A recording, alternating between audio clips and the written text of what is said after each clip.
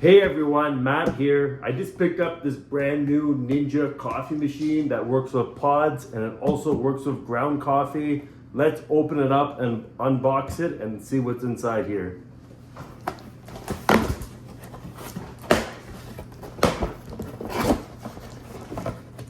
First up, we got the manual.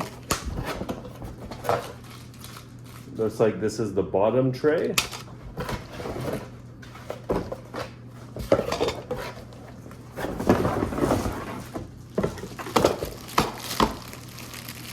And here is our fancy new Ninja coffee machine.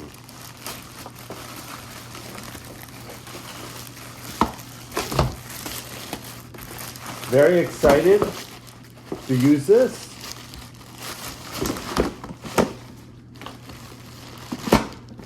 There we go. Very excited because my old coffee machine just died. I knew that I need to get a new one, and this is the coffee machine that I just chose to pick up. So hopefully it is good.